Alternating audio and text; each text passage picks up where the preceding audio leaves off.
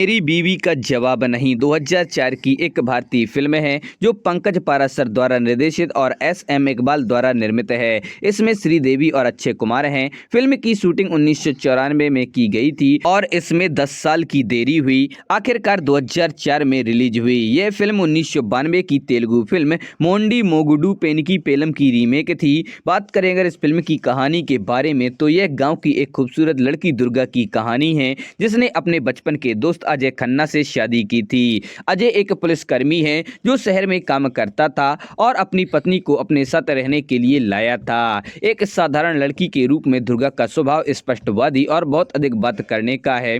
पहले तो अजय अपनी पत्नी के स्वभाव को देखकर थोड़ा शर्मिंदा दिखता है जो हमेशा मोहफट रहती है, लेकिन वह दुर्गा से कैसे प्यार करता था। लेकिन हमेशा सत्य और न्याय के लिए लड़ने वाली दुर्गा के कठोर स्वभाव ने उनके और भी दुश्मन पैदा कर दिए। दुर्गा एक दुकानदार गंगू, राधा और उसके भाई बल्लू से भी दोस्ती करती है। एक रात दुर्गा देखती है कि एक लड़की को पुरुषों के समूह द्वारा अपहरण कर लिया जा रहा है। उसने बदमाशों से मुकाबला किया और लड़की को बचा लिया। ठग भैरव के आदमी हैं, एक क्रूर व्यक्ति जिसने प्रेस के संपादक पर हमला किया था जो बेचने के लिए गरीब लोगों से अवैध रूप से किडनी लेने के अपराध को उजागर करना चाहता था। अपने व्यवसाय में रुकावट से क्रोधित होकर वह एसपी चौरसिया नाम के एक पुलिसकर्मी से दुर्गा से छुटकारा पाने के लिए कहता है। एक दिन जब बल्लू शहर से बाहर था, उसकी बहन राधा का अपहरण कर लिया जाता है और उसे भैरव के आदमियों द्वारा वेश्यालय में ले जाया जाता है। सौभाग्य से दुर्गा राधा को बचाने में सफल हो जाती है। हालांकि वेश्यालय पर पुलिस द्वारा छापा मारा जाता है जो दुर्गा से छुटकारा पाने के लिए चौरसिया द्वारा योजनाबद्ध एक जाल था। फिर वह दुर्गा और राधा को गवाह बनने के लिए कहता है, लेकिन अदालत में वह उन पर वेश्या होने का आरोप लगाता है। दुर्भाग्य से उस समय अजय को शहर से बाहर ड्यूटी के लिए भेजा जाता है, इसीलिए उसे अपनी पत्नी के भाग्य के बारे में पता नहीं होता है।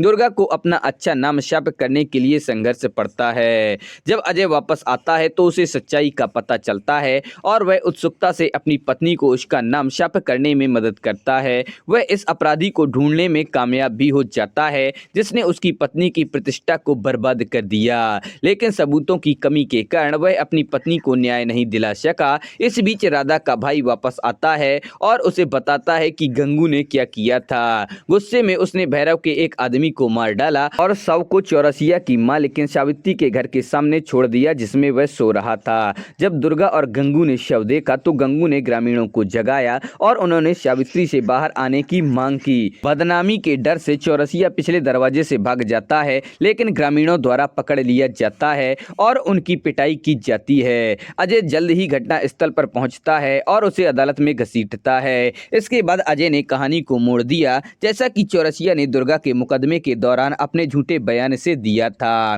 दुर्भाग्य से सावित्री उसके गवाह के रूप में आती है और कहती है कि उन्होंने एक साथ रात बिताई और हत्या होना असंभव था। चौरसिया को केवल ये बताने के लिए मुक्त किया गया कि सावित्री ने जो कहा वह केवल इसीलिए कहा क्योंकि चौरसिया को मुक्त करने के लिए उसके बच्चे को भैरव के आदमियों ने अपहरण कर लिया था। बल्लू ने कबूल किया कि उसने हत्या की और जेल गया। इसके तुरंत बाद सावित्री सच्चाई बताने के लिए उच्च अधिकारी के पास जाती है। इस बीच दुर्गा और अजय राधा की शादी का आयोजन करते हैं, लेकिन इसमें रुकावट आती है क्योंकि भैरव और चौरसिया दुर्गा और अजय से बदला लेना चाहते थे। लड़ाई के कुछ समय बाद पुलिस आती है और भैरव और चौरसिया को गिरफ्तार कर लेती है। अंत में दुर्गा का नाम शाप हो जाता है। बल्लू अपनी बहन की शादी का आयोजन करने में कामयाब रहा क्योंकि उसे जमानत मिल गई थी। दुर्गा ने सभी राजनेताओं से संपर्क किया था। अजय को पदोन्नत किया गया था और वे हमेशा के लिए खुशी से रहने लगे। बात करेंगे इस फिल्म के मुख्य कलाकारों के बारे में तो दुर्गा के रूप में श्रीदेवी, अक्षय कुमार इंस्पेक्टर अजय खन्ना के रूप में, बबलू के रूप में गुलशन ग्रोवर, अनुपम खेर भैरव चौधरी के रूप में, चित्रा गुप्ता के रूप में जॉनी लीवर, इंस्पेक्टर प्रकाश के रूप में लक्ष्मीकांत बेर्डे, अनिल नागरथ पुलिस आयुक्त के रूप में, एसपी चौरसिया के रूप में किरण कुमार, नीना गुप्ता सावित्री के रूप में, गंगू के रूप में जयश्री टी, जगदीश राज को डीआईजी के रूप में आदि सभी लोगों ने काम किया है। बात करें अगर इस फिल्म के गीत संगीत के बारे में तो इस फिल्म में कुल 5 गाने हैं। पहला है हम संग कितना, इसको उदित नारायण और अलका याग्निक ने गाया है। दूसरा है शब प्यार मोहब्बत, इसको कविता कृष्णमूर्ति ने गाया है। तीसरा है हमरा साजन संग था वादा, इसको अलका याग्निक ने गाया है। चौथा है मेरी बीवी का जवाब नहीं, इसको कुमार शानू और कविता कृष्णमूर्ति ने गाया है। पांचवा है साड़ी साड़ी, इसको अलका याग्निक ने गाया है। तो दोस्तों आप लोग वीडियो कैसा लगा, पसंद आए उसे लाइक करें और अपने दोस्तों के साथ शेयर करें। हमारे चैनल पर पहली बार आए हैं तो हमारे चैनल फैक्ट्स क्रिएटर जी को सब्सक्राइब सब्सक्राइब करें और बेल आइकन भी दबा दें।